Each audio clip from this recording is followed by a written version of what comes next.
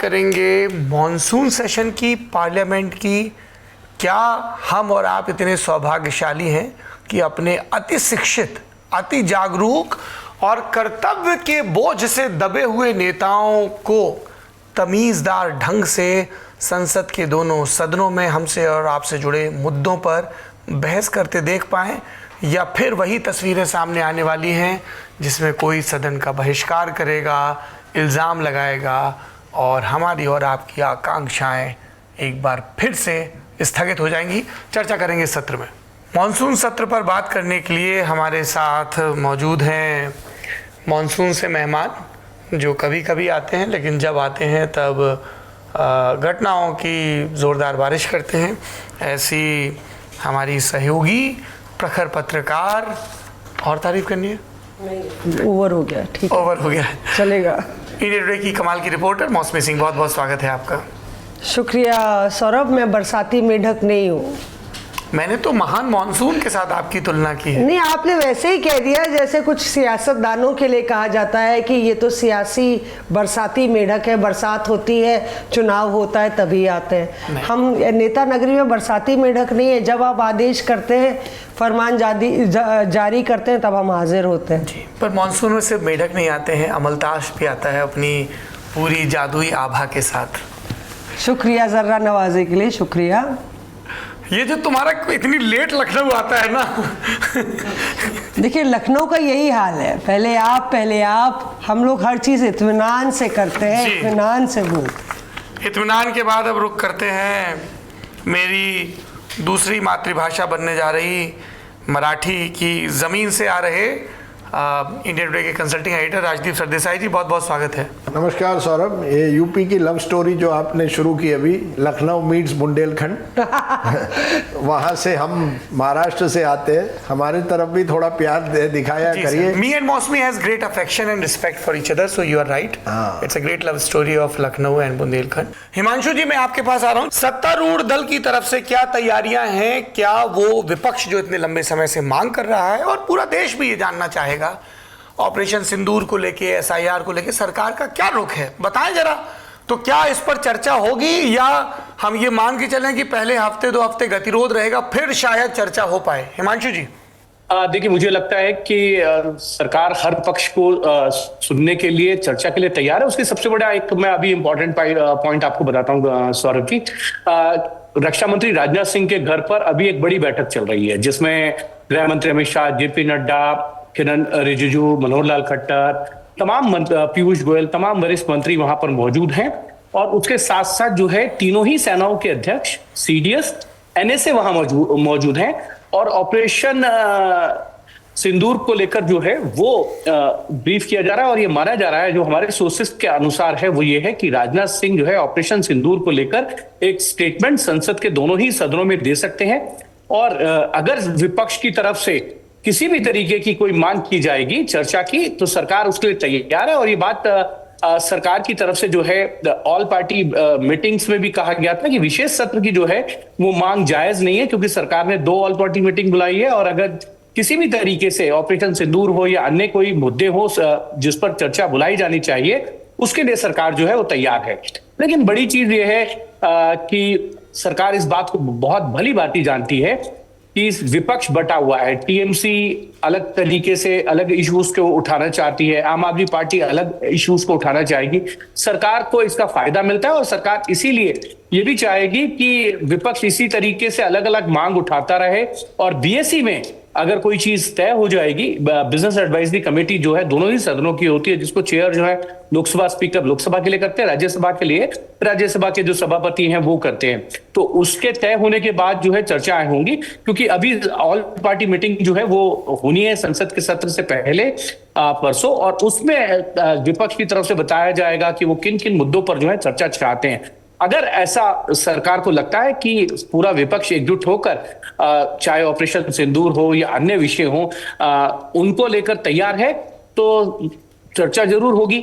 विपक्ष चाहेगा कि मांग चर्चा हो, और सरकार को यह लगता है कि जितनी चर्चा होगी उसमें सरकार को अपना पॉइंट ऑफ व्यू रखने का जो है उतना ही मौका मिलेगा, चाहे वो एसआईआर का मुद्दा हो या अन्य मुद्दे हो, क्योंकि सरकार की तरफ से पॉइंट ऑफ व्यू जो है अभी तक इस पर नहीं आया। चुनाव आयुक्त की तरफ से जो भी वक्तव्य आए वो चुनाव आयुक्त की तरफ से आए हैं। सरकार का वक्तव्य आएगा क्योंकि मामला सुप्रीम कोर्ट तक गया और सुप्रीम कोर्ट ने जो भी सजेशंस दिए हैं उनको लेकर चर्चा अगर होती है और तमाम इस तरीके की चर्चाओं पे सरकार को अपना पक्ष रखने का मौका मिलता है, तो सरकार के लिए तो एक अच्छा कह सकते हैं कि अच्छा, तो ये बताइए जी, मैं समझ गया क्या एजेंडा है मॉनसून सत्र से। नरेंद्र मोदी सरकार क्या हासिल करना चाहती है, कौन से बिल हैं जिन पर फोकस रहेगा, जनता की नजर भी रहेगी? देखिए, न्यू इनकम टैक्स बिल जो है जी, मैंने उसका जिक्र किया शुरुआत में। बिल्कुल आपने जिक्र कर दिया। देखिए, उसमें सबसे बड़ी बात मैं आपको बता रहा हूं कि सरकार को ये लगता है कि जो न्यू इनकम टैक्स बिल है जिसका जिक्र आपने भी किया, और स्पोर्ट्स बिल है, स्पोर्ट्स पॉलिसी है, इनको साथ साथ एंटी डोपिंग है, ये तमाम इस तरीके के इश्यूज और बिल हैं जिनको सरकार चाहेगी।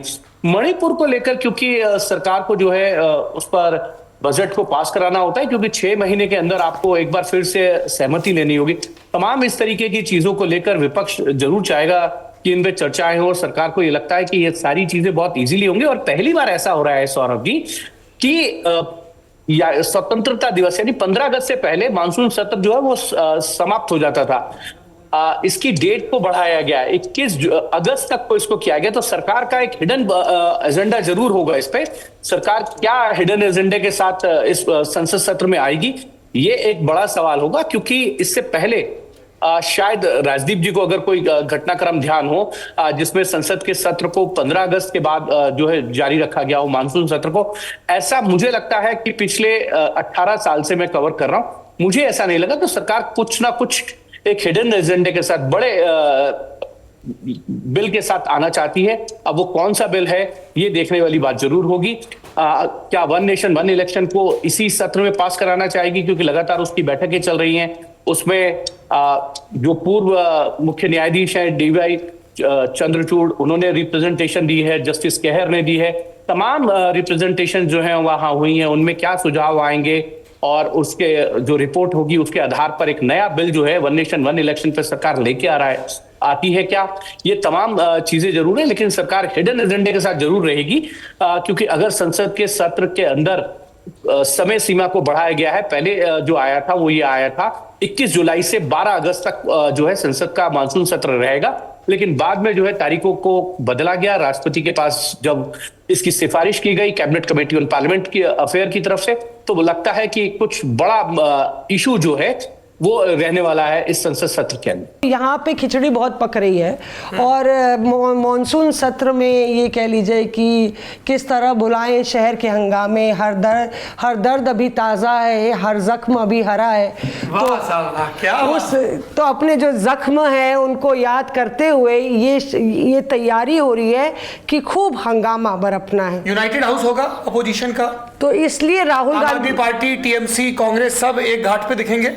तो मतलब राहुल गांधी का नया मोड दिख रहा है। राहुल गांधी रीच आउट कर रहे हैं नेताओं को सौरभ, और उस सवाल का जवाब इससे मिल जाता है कि जो इंडिया ब्लॉक की बैठक हो रही है जिसमें तृणमूल कभी नहीं आई पिछले 2024 के चुनाव के बाद, और बोली कि मैं इंडिया ब्लॉक का हम हिस्सा नहीं है, जिसके दावेदारी लीडरशिप की ममता बनर्जी 5-6 महीने पहले ठोक रही थी और शरद पवार हामी भर रहे थे कि वो कॉम्पिटेंट नेता हैं।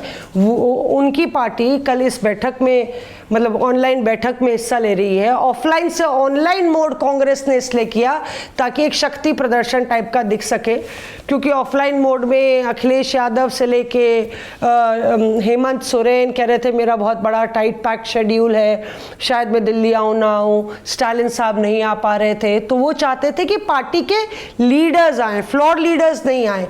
अमूमन सत्र के पहले फ्लोर लीडर्स को बुलाया जाता है, लेकिन मॉनसून सत्र क्योंकि ऐसी टाइमिंग में हो रहा है कि बिहार के चुनाव हैं, ऑपरेशन सिंदूर के बाद पहला ऐसा सत्र है, विशेष सत्र बुलाया नहीं गया है, तो कांग्रेस को लगता है ये वो मौका है कि मैं जब देख के चौका लगाया जा सकता है। और जो घटक दल हमसे नाराज थे, ममता बनर्जी हमसे नाराज हैं, उनको वोटर लिस्ट रिवीजन के जरिए जो है बुलाया जा सकता है। राहुल गांधी ने एक मीटिंग अभी हुई थी बिहार के नेताओं की, और उसमें 10 बड़े नेता मौजूद थे और फास्ट ट्रैक में सबसे पूछा गया सवाल, तो उसमें राहुल गांधी ने ये बहुत क्लियरली बोला कि SIR is very serious. SIR अभी बिहार में कर रहे हैं, उसके बाद बंगाल में करेंगे और उसके बाद आसाम में करेंगे। बंगाल जीतेंगे, आसाम जीतेंगे, इसलिए हम लोग को बिल्कुल ग्राउंड पे अटैकिंग मोड में आना है। और इसीलिए ये रीच आउट अभियान कांग्रेस की तरफ से KC वेणुगोपाल ने सबको फ़ोन लगाया। एक बड़े नेता बोले ये तो बहुत शॉर्ट नोटिस है, घटक दल के ही नेता थे, उन्होंने बोला हमारा तो पहले ही से शेड्यूल है और हम नहीं आ सकते इन पर्सन, आप पोस्टपोन कर दीजिए बैठक। लेकिन क्योंकि शुरुआत में ही ये मैसेज जाना ज़रूरी था, सरकार को भेजना ज़रूरी था, इसलिए वो मीटिंग को ही ऑनलाइन मोड पे किया गया, ऑफलाइन मोड से। तो खरगे साहब के घर पे पहले दावत होनी थी, डिनर डिप्लोमेसी होनी थी, लेकिन अब वो हो नहीं रही है और ऑनलाइन डिप्लोमेसी चलेगी। तो बेसिकली ये है कि एक यूनाइटेड फ्रंट, पर आम आदमी पार्टी नहीं जुड़ रही है, उसका तो दिल टूट गया है और रास्ते अलग हो गए। तो दिल्ली चुनाव के बाद ही ये पूरा उन दोनों का जो बिखराव है और दुश्मनी है वो पूरी लव हेट की जगह अब हेट में तब्दील हो गई। ये टिंडर के जमाने में ये दिल है, 6 महीने में टूटते हैं, 6 महीने में जुड़ते हैं। अभी फिर कहीं चुनाव होगा, अगल बगल खड़े होंगे नए तर्क के साथ। नहीं, यूं ही कोई बेवफा नहीं होता है, तो कुछ तो ज्यादतियां की होंगी, मजबूरी रही होगी। हाँ, फिर वफा के लिए कोई मजबूरी आ जाएगी साथ में। मैं बताऊं, फर्क ये है कि इस मॉनसून सत्र के बाद जो अगला चुनाव है बिहार, वहां आरजेडी लेफ्ट पार्टीज कांग्रेस का एक महागठबंधन है। उसके बाद जो चुनाव होने हैं वहां आप देखेंगे केरल में लेफ्ट बनाम कांग्रेस होगा, बंगाल में तृणमूल बनाम लेफ्ट तो जरूर होगा, कांग्रेस किस तरफ जाएगी ये अभी तक तय नहीं है। तो उसके पहले जो monsoon, think there is a probability that Mamata can accommodate Congress in Bengal? मुझे यार ये बहुत देखिए स्मॉल पोर्शन, क्योंकि कांग्रेस के पास अदरवाइज तो डब्बा गोल है बंगाल में। देखिए बहुत कठिन है इस समय कहना, लेकिन मौसमी जी ने अभी जो कहा कि अभिषेक बैनर्जी उस मीटिंग में जा रहे हैं, इसका मतलब है कहीं ना कहीं एक डोर तो खुला है कि अभी जिस तरह के अध्यक्ष अधीर के बाद जो अध्यक्ष बने हैं उन्होंने ममता जी को डायरेक्टली कन्फ्रंट नहीं किया है। राहुल गांधी ने जो बंगाल में जिस तरह से रेप के इंसिडेंट्स हुए, महिलाओं के खिलाफ जो इंसिडेंट्स हुए, उसमें उन्होंने ममता बनर्जी की सरकार को टारगेट नहीं किया। तो ये कहना मुश्किल है कि साथ में अलायंस जाना इस समय लगता नहीं है, लेकिन पॉलिटिक्स में कौन जाने क्या हो सकता है। मेरा यह कहना है कि मॉनसून सत्र में यह समन्वय कुछ हद तक इंडिया अलायंस में हो सकता है, क्योंकि कोई इमीडिएट इलेक्शन नहीं है जहां वो आमने सामने है। लेकिन जब नवंबर दिसंबर का चुनाव का सेशन आएगा तो उसके बाद तुरंत इनको सबको आमने सामने जाना है चुनाव में, तब मुझे लगता है मुश्किलात होगी। इस समय सब तैयार है। ऑल्सो मुझे लगता है सौरभ, ऑपरेशन सिंदूर और जो special intensive revision election roll का, इन दोनों मुद्दों पर मुझे लगता है विपक्ष एकजुट है।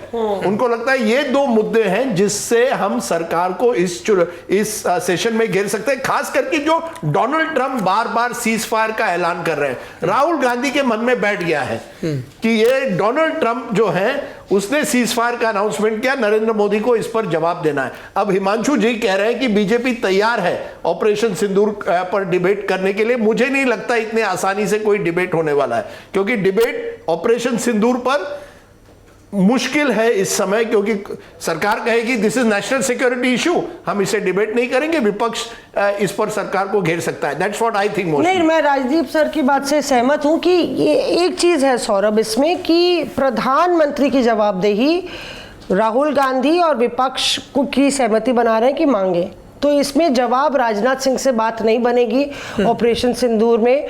और फॉरेन पॉलिसी को लेकर भी अभी ये हो रहा है कि फॉरेन पॉलिसी किस तरह से बिल्कुल खस्ता हाल में है, इसको लेके एक्सपोज किया जाए प्रधानमंत्री नरेंद्र मोदी और विदेश मंत्री एस जयशंकर को पॉइंटेडली।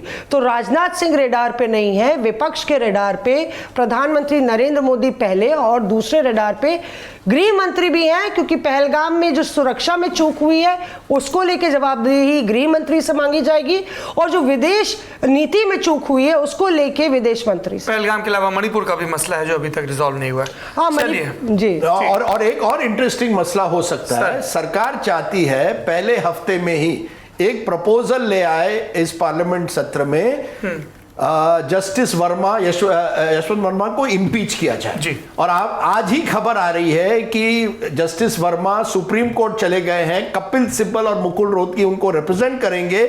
ये कहा जा रहा है उनकी तरफ से कि मेरे खिलाफ अन्याय किया जा रहा है, जिस तरह से मेरे घर में पैसे कुछ मिले लेकिन तुरंत मुझे जिस तरह से कटघरे में और रखा कमाल गया। की बात यह है कि ना इधर से एफआईआर हुई ना उधर से, कोई एफआईआर क्यों नहीं हुई अभी तक? अगर जस्टिस वर्मा को लग रहा है कि उनके खिलाफ कुछ हो रहा है तो सबसे पहले एफआईआर करे ना कि मेरे घर में ये नोट मिले हैं जो मेरे नहीं है, किसके हैं, पुलिस पता करे। बड़े इंटरेस्टिंग बात है, जगदीप धनखड़ जी जो है, जो वाइस प्रेसिडेंट है और चेयरमैन राज्यसभा है, वो भी इसमें कूद गया और कहा कि कुछ ना कुछ करना चाहिए, ठोस कदम उठाना चाहिए। तो सरकार यशवंत वर्मा को इम्पीच करना चाहिए, लेकिन उसी तरह से जस्टिस शेखर यादव उनका मामला जो हिंदू परिषद की उसमें ये कहा गया कि उन्होंने नफरती भाषण किया और 50 लोगों ने सिग्नेचर की है कि हम उन्हें विपक्ष के लोगों ने कि हम उनको इम्पीच करना चाहते हैं। धनखड़ जी ने उस पर एक शब्द नहीं कहा।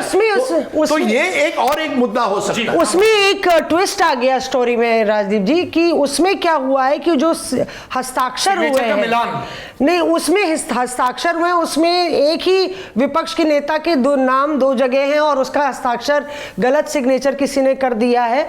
तो ये एक मंत्री ने मुझे बताया कि वो तो वैलिड ही नहीं होगा क्योंकि हस्ताक्षर ही गलत हो गए हैं, तो फ्रेश दाखिल करना पड़ेगा, फिर दोबारा दाखिल करना पड़ेगा। तो ये दर्शकों ने रेखांकित किया होगा, वाइस प्रेसिडेंट जगदीप धनखड़ जो इसके पहले सुप्रीम कोर्ट में सीनियर एडवोकेट थे, उनकी जुडिशरी पर लगातार टिप्पणियां और जुडिशरी की अकाउंटेबिलिटी और जवाबदेही फिक्स करने की कोशिश, जिसको लोग दो तरह से पढ़ रहे हैं। एक कि उनके जरिए रूलिंग पार्टी एक प्रेशर बिल्ड करने की कोशिश कर रही है, और दूसरा कि कोई तो कहे, क्योंकि बाकी सबको कोर्ट की अवमानना का डर भी है, लेकिन जो खुद संवैधानिक पद पर बैठे हैं वो शायद ज्यादा साफ जबान में तथ्य कह सकते हैं। दोनों ही बातें हैं। पर मैं सच कहूं सौरभ, ये सब हिमांशु जी कह रहे हैं कि सत्र चलेगा, सरकार तैयार है इन सब मुद्दों पर बात करने के लिए, ये सेशन के पहले कहा जाता है। आप मुझे जानिए, आप देखिए क्या होगा, कोरियोग्राफी देखिए। मंडे मॉर्निंग प्रधानमंत्री आएंगे, टीवी कैमरा पर कहेंगे मैं चाहता हूं कि सब साथ में बात करने के लिए तैयार हो। सरकार सभी मुद्दों पर बात करने के लिए तैयार है, लेकिन विपक्ष जो है वो संसद को चलने दे। उसके 1 घंटे बाद संसद शुरू होगा, विपक्ष उठेगा और कहेगा ऑपरेशन सिंदूर हमें डिबेट चाहिए। सरकार कहेगा नहीं ऐसे सरकार तो तुरंत तो राजी नहीं होगा, स्पीकर और चेयरमैन जो हाउस के हैं अजर्नमेंट करवाएंगे। इतना टकराव हो गया है, इतना अविश्वास हो गया है, इतना एक तरह से विपक्ष को लगता है हमें कोई जगह नहीं मिलती बोलने के लिए, वहीं सरकार को लगता है कि विपक्ष केवल हमें घेरने की कोशिश करता है, वो सब्सटेंटिव इश्यूज पर बात नहीं करना चाहता। ऐसे माहौल में मुझे नहीं लगता कि इस सेशन में विपक्ष और सरकार के बीच में कोई समन्वय हो पाएगा। पर उससे पहले चिंगारी लगेगी जो सर्वदलीय बैठक है, उसमें एक दिन पहले ही रविवार को सर्वदलीय बैठक है और उसमें ये इंसिस्ट कर रहे हैं खरगे जी बार बार कि प्रधानमंत्री एक भी सर्वदलीय बैठक में नहीं आए, वो विदेश घूमते हैं, सब जगह जाते हैं। तो ये देखना होगा कि अगर प्रधानमंत्री दोबारा नहीं आते हैं तो उसके बाद विपक्ष इसको भी मुद्दा बनाएगा और कहेगा कि प्रधानमंत्री जवाब दे। राहुल गांधी आते हैं वो इन सब सर्वदलीय बैठक में, राहुल गांधी आते हैं, मंत्रियों से बात भी करते हैं, उनकी गुफ्तगू भी होती है किरण रिजिजू से, और राहुल गांधी खरगे साहब दोनों ही लोग रहते हैं। राजनाथ सिंह अध्यक्षता करते हैं इस बैठक की, गृह मंत्री भी रहते हैं, लेकिन खरगे जी ने इसको मुद्दा बनाया है कि प्रधानमंत्री नहीं आते। एक तरफ कम्युनिकेशन के बहुत सारे साधन हैं, बहुत सारी बातें हैं, और दूसरी तरफ जहां हमारे और आपके नुमाइंदों को बैठ के बात करनी चाहिए, ऐसी जगह जिस जगह को सभ्य बातचीत के लिए एक मेटाफर के तौर पर इस्तेमाल किया जाता है, संसदीय परंपराएं, पार्लियामेंट्री, उनकी लैंग्वेज पार्लियामेंट्री नहीं है। पार्लियामेंट में अब कैसी लैंग्वेज है और पार्लियामेंट चलाने वालों के कैसे तौर तरीके हैं, ये आपकी नज़र में बने रहें, और इसीलिए हर हफ्ते हम आपके सामने लेकर आते हैं नेता नगरी। सत्र यहीं पर समाप्त होता है। हिमांशु जी और उनके सबसे अच्छे दोस्त क्रमशः राजदीप जी और मौसमी जी, आप तीनों को बहुत बहुत धन्यवाद।